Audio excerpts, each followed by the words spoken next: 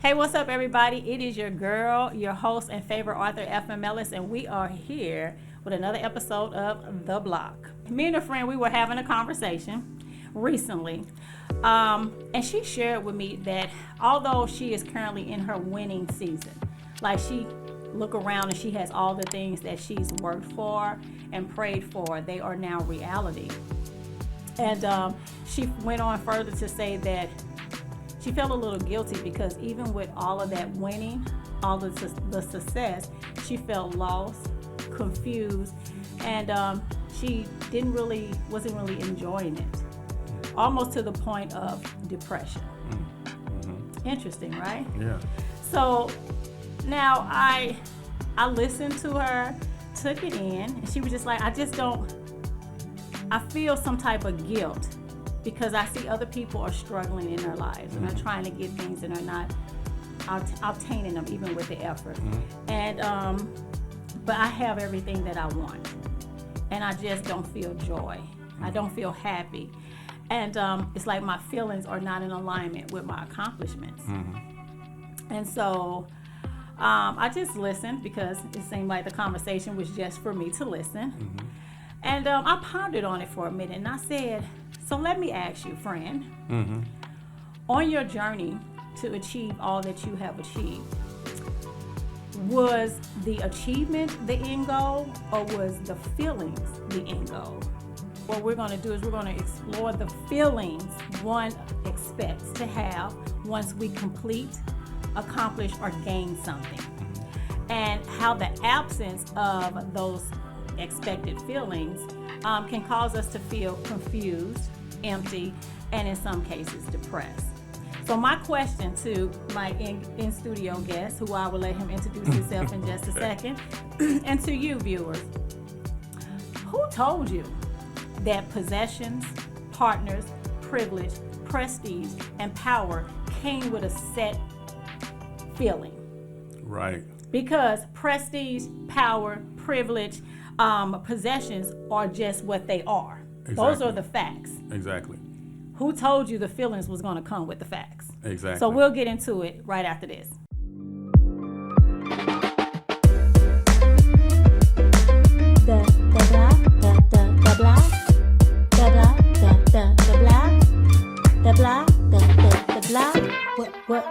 Welcome to the block. Well, welcome back to the block. I am your girl, your host and favorite author, F.M. Ellis, and today our topic is facts over feelings. So before we went to break, I did ask the question, who told you that once you get all the things in life that you worked for, that your feelings were guaranteed to be in alignment with those accomplishments? Accomplishments are just what they are. Mm-hmm. Right? Yep. If you get your license, if you're 16 or 17, you get your license, no one told you will be happy. They told you will be able to drive legally. Right. You see what I'm saying? Yeah, exactly. If you people align like life partners with, I'll be complete once I find my soulmate. Who told you that? Mm-hmm. This is a narrative you're making up in your head. Mm-hmm. And that way, so when people get to a level of success and we start hearing stories like Anthony Bourdain, Kate Spade, Robin Williams, Stephen Twitch Boss, who in our eyes, they are the epitome of success. It looks like they've got in their lane and they're the best at it. And then they unalive themselves. It leaves us who are still struggling to get to our level of self-actualization. It leaves us kind of confused, like they had everything. But in whose opinion did they have everything? Exactly. Because their success, getting the Academy Award, getting the Grammy, getting the Emmy-winning show, getting to be on all of these different shows, dancing and influencing others, they may have correlated those things with a certain feeling. And when those feelings didn't match up with those achievements, they immediately went into depression. But no one guaranteed you. That's right. That you would be happy if you were a size 6. You would just be a size 6, right? Yeah, exactly. Now, I think where it may come in, it's normal for us to use adjectives to express how we will feel once something is done, achieved, or accomplished, right? But the problem is when we rely on those adjectives or feelings to manifest in order for us to truly appreciate what has been accomplished. So before I go into anything else, and I have my in-studio guest today, I would like him to give a quick update and shout out about who he is, so you all know who's dropping some gems for you today. Okay. Nelson? Okay, awesome. Well, first of all, thank you for having me today. I really appreciate this. Absolutely. Just kind of coming in and chilling and talking about some real important things about life and everything. But my name is Nelson Brown. I am a author. I'm also a life coach, wellness coach, and I like to call myself a thriving and empowerment coach. I speak to children and adults as well, because I really have a desire to empower them to be the best version of themselves. During the day, I'm a corporate trainer, and I'm also a poet. And I'm a proud father of 2 adult children, and living here in this. We like them grown. In the ATL, and my mom's in Ohio, and I'm just. And then I mentioned I'm also an Air Force veteran. I'm very proud to all you veterans out there. Hey, keep it alive, keep hope alive. Thank you for your service. Yeah, thank you for your service. Yeah, awesome. Can you share a time in your life where you failed to demonstrate your facts over feelings? It happens all the time. It happens all the time. I mean, even in my journey as an author, I was thinking, I'm going to write this book and I'm going to have this success. But success is in different levels. There are different levels. A lot of people feel like if I write a book, I'm successful. But then when you write a book, there's another part to that. You got to market the book. And they say, well, if I sell 1,000 copies, I'm successful. Then you sell 1,000 copies, like, oh, wow, I need to sell 5,000 copies. And then it's like, okay, I need to get an award. But my point is, there are levels to this stuff. Right. And then I heard you say earlier about what makes a person happy. I tell people all the time, happiness is not a real place. It's like Disneyland. We visit there from time to time. But you gotta stay content in life when you're trying to accomplish things, because there's always going to be something better to accomplish. Mm-hmm. And a perfect example of that to me, when you talk about what you're talking about, is people who play professional sports. Mm-hmm. You think about people who play professional sports, they get into the NBA, they're like, I made it, I got that contract, they made it. But then it's like, you have other people get there, it's like, oh, wait a minute, I won a championship. Well, that's a whole nother level. Mm-hmm. And then when they get that championship, it's like, oh, wait a minute. I want another one. You got to. I mean, that's what it is in life and everything we do. Like, so for me, it was like writing a book, or I used to be a CPR instructor, getting at helping people. But I think you got to get to that point where you say, you know what? My expectation for myself is to get here, but I got to enjoy this place here. You just said that's it, right? That is the point of the show. Yes.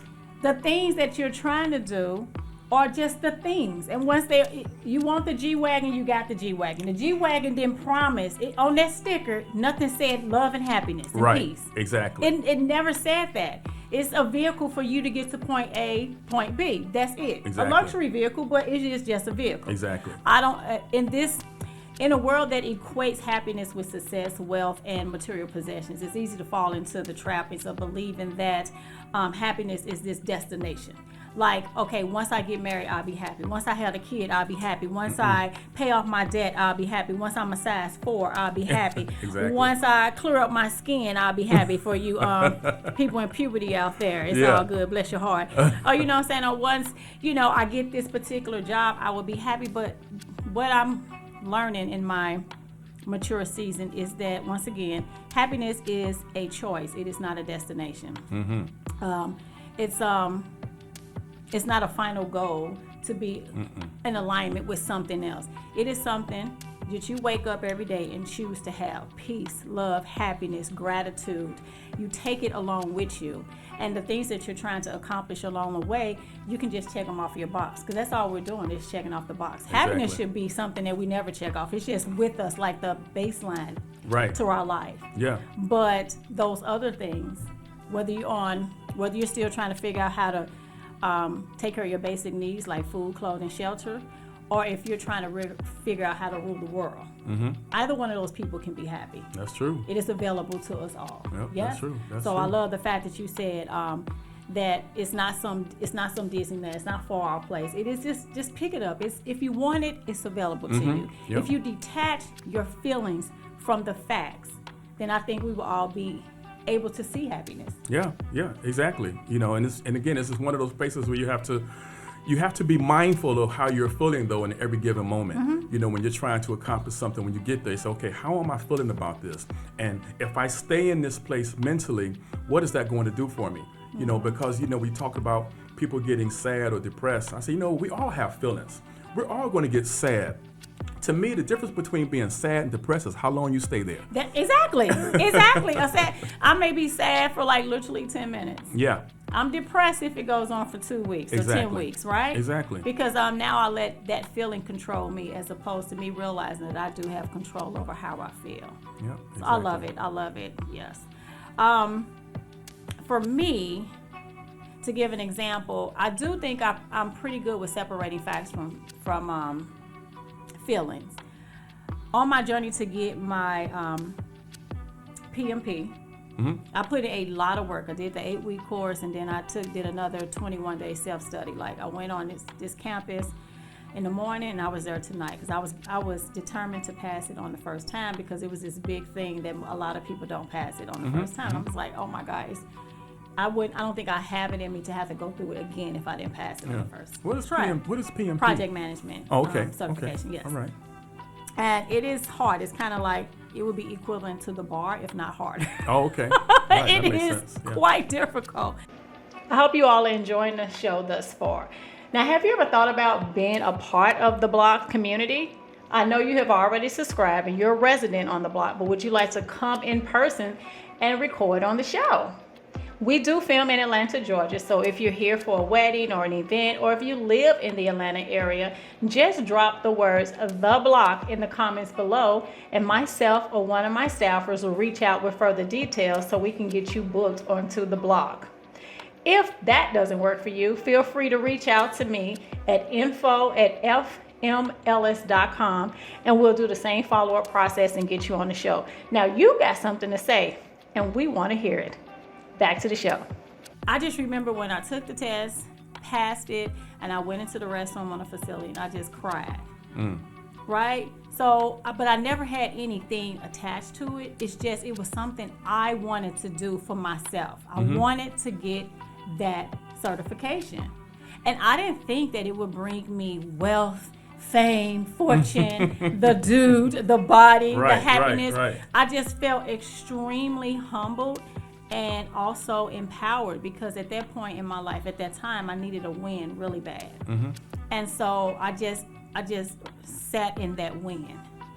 Yeah. And I knew the next day when I got up that it was time to go to work. Yep. Because the higher you go in life, the more things you get, you understand the next level requires more of you. Exactly. So I knew not to just be like, oh yeah, I'm good. No, first of all, now you gotta go start applying. Right. You gotta keep your certification. You gotta do classes and all of this stuff. So it's more work to come as the accolades and the achievements are accomplished. So I understand, and plus I'm with myself doing the work.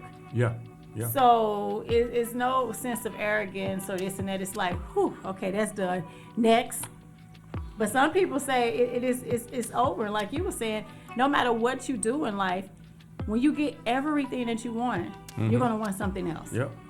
But you need to be cognitive if that is going to happen. Right. Wait, I'm sorry. I'm going to say, and another example for me actually was, I went back to school when I turned 50, right?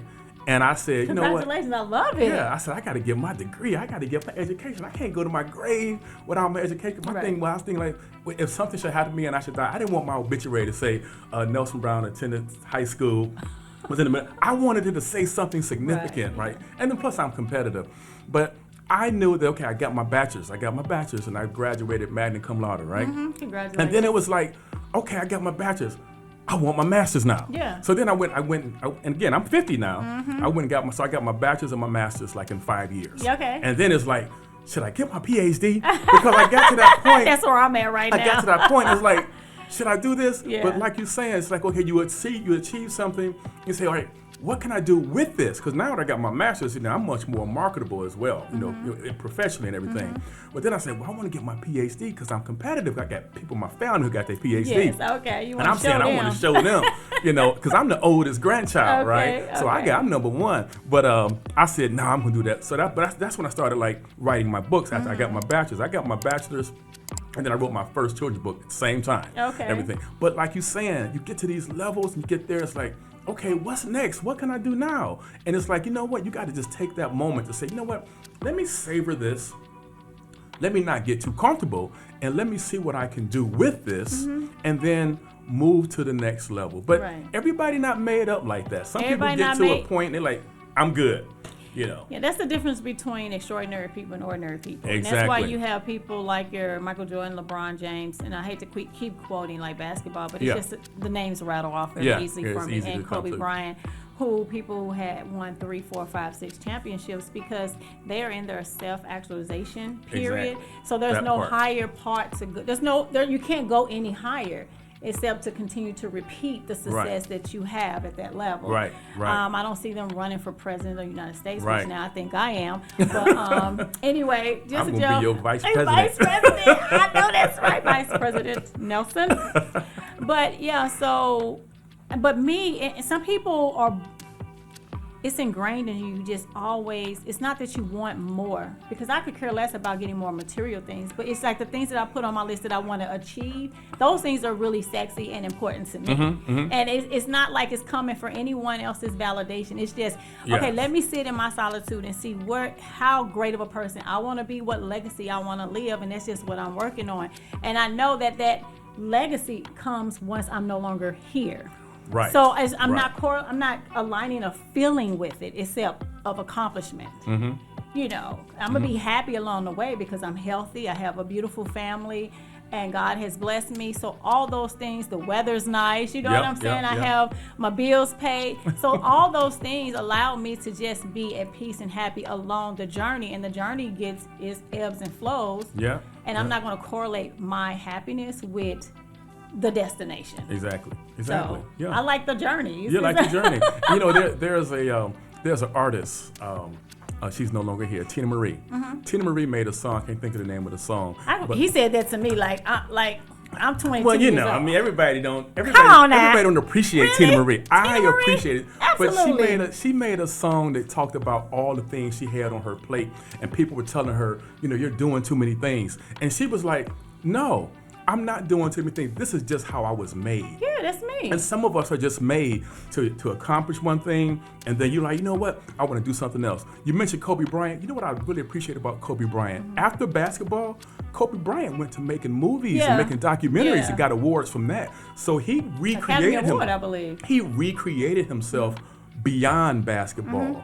And that's something that to me is amazing. I think we all have it in us. But some of us choose not to open that door. We choose to say, you know what?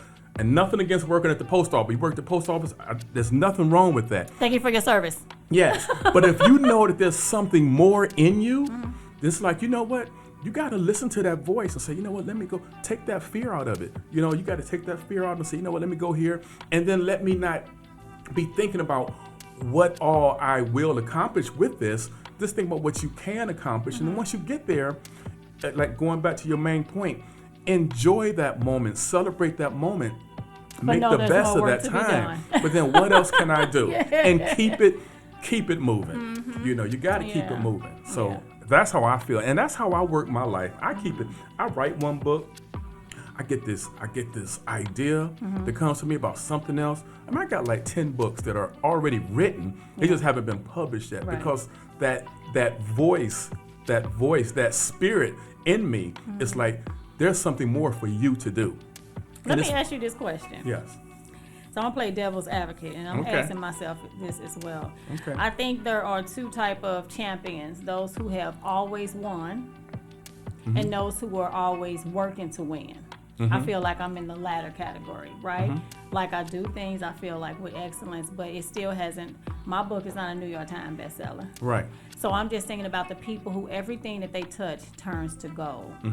How, and once you win 7 championships, once you write a script, and it's an Academy Award winning script. Right. Once you get in, you start modeling, and now you own the magazine. Right. How, I don't know what the mentality is, or if depression or confusion and loss will settle in quicker to a person who's never really had to be defeated. You know what I'm saying? Yeah, Like, so yeah. I think that could be where my friend was coming from. Like, she even mentioned imposter syndrome. Like, I don't feel like I worked that hard and stuff just came to me extremely easy. I put in the work, but I see people who I know have put in more work trying to accomplish what I have or even less, and they still are struggling just to get it. Is the reason people like Kate Spade and Robin Williams killed themselves is because they took for granted there was nothing else for them? Yeah, I mean, of course, you're never really going to know You because you don't weren't know, there. right. But that's when your mental health comes into play. You know, your mentality, how you think about yourself is so important. Because even though some people may have had a lot of success, whether it's luck or who was around them, Right. you still have to have that mindset of, man, you know what, this is great, I deserve this, I'm loving this. And you're not necessarily doing it for yourself. If you have that mindset, you're doing it for the people that you care about. Now, if you don't have anybody that you care about, Yeah, then that's maybe some true. other things can set in. Yeah. And then, you know, you got to have a good supporting cast around you as well. But, you know, whatever you're trying to accomplish, you got to have some people who support you. And I think that could be the difference between some people who have that kind of success. Maybe they don't. Yeah. Others who don't. They don't have like that supporting cast. And then a lot of us are willing to give up before we get to that place. You know, we're willing to give up. Like I talk about when you're on this journey, you know, some of us give up along the journey. Some of us give up when, like, say, you're right at the base of the mountain and you're looking up and you're right there. All you got to do is take another step, be like, I'm going to give up.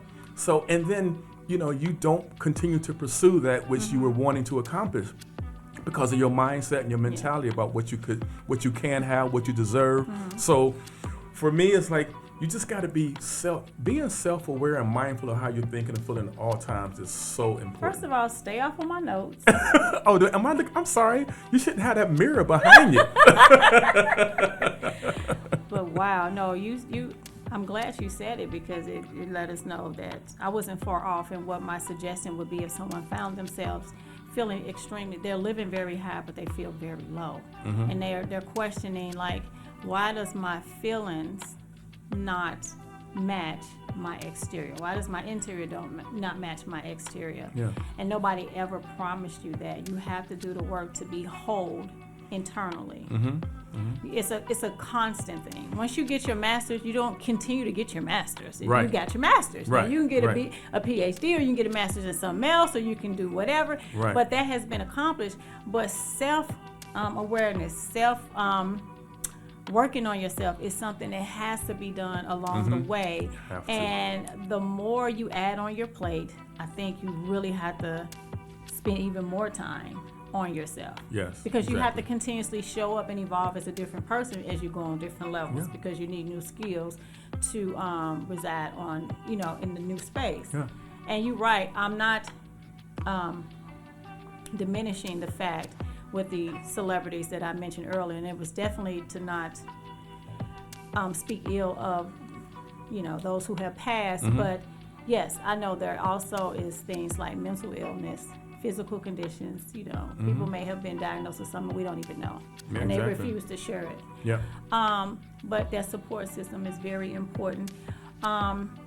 If you are the person running a race, or if you're the person on the side giving somebody some water, support, we all need it. We all need it. Without it, if you were running a marathon and nobody gave you water, you're not going to complete that marathon. I'm telling Trust and believe. Your body is not equipped to function, in dehydration It's true. for the length that it would take to run a marathon. So the people who finish that race finish it because of the support on the side. And I want you to think about that when you're going through your life. And also, when you get to this point of self-actualization and you feel lonely, take some time to just review your life, and things will be revealed to you that you may not have paid attention along the way, that people were there supporting you, they were there cheering you on, they were there giving you advice, and then just go back and lean on your village. Exactly. You know, so It's when you important. start feeling depressed, confused, lost, have the conversations. And this is not to say, I am not a licensed therapist, counselor, psychiatrist, psychologist. So if you are in that lingering sadness, loss, confusion, depression, I will definitely suggest you get and seek professional help, because although this conversation will help, it can be coupled with professional therapy. Exactly. Yeah, so very, very interesting conversation. I do check in on her because I didn't feel comfortable after the conversation.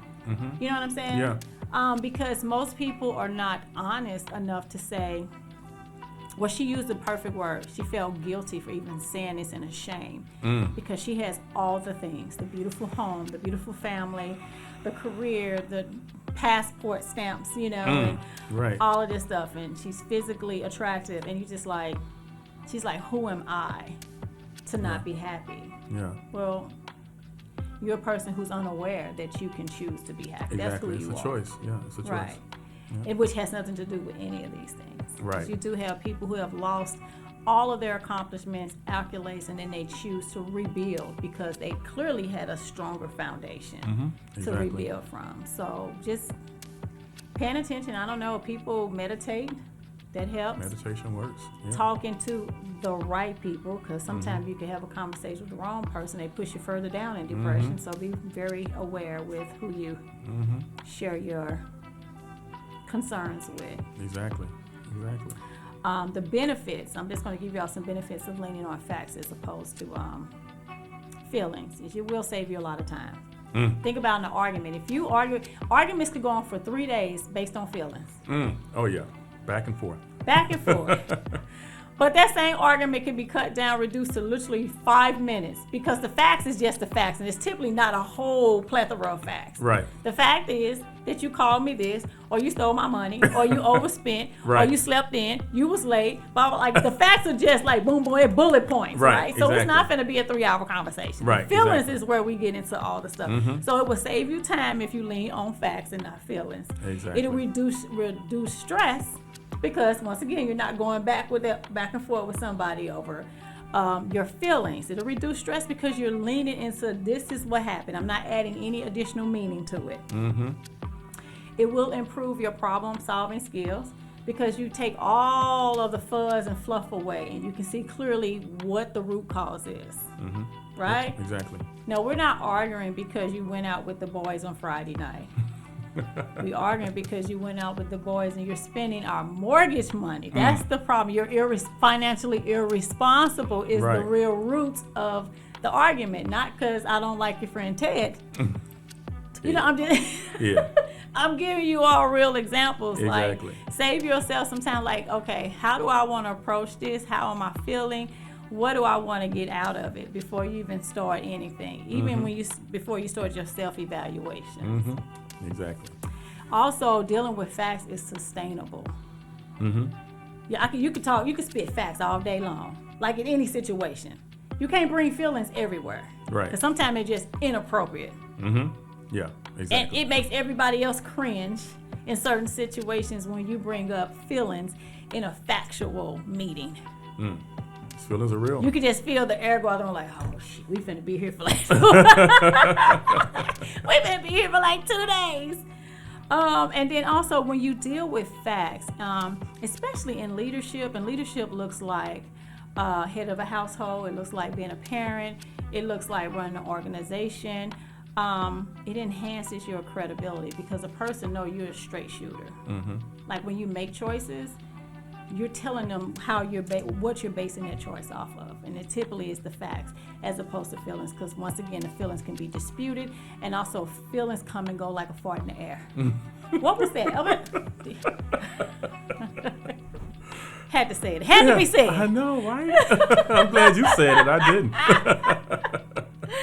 All right. Any other tips for people who? Well, I'm sorry, to get over that, to get out of their feelings and get into the facts so they can get on with life. Yeah. Well, I mean, again, there's a whole lot that a person can do, but a couple of things that I kind of would like mention, if you are self-aware, you're knowing how you're feeling, how you're thinking at one time, I believe there are always like two sides that are talking to you.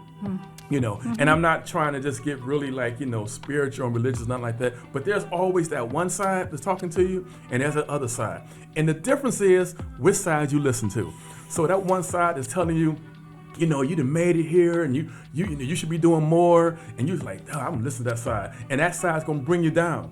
But then the other side is like, wow, look what you've done, look what you've accomplished, look where you can go, what can you do with this? I'm cheering for you, cheerleader. Listen to that side, it will elevate you. So it's just about really first identifying what are your thoughts when something is going on. What are these? What are you paying attention to? What are these thoughts that I'm having? Yeah. And these thoughts that I'm having, how are these thoughts making me feel? And if those thoughts are making you feel down and depressed, I need to change that thought. Right. Because or arrogant.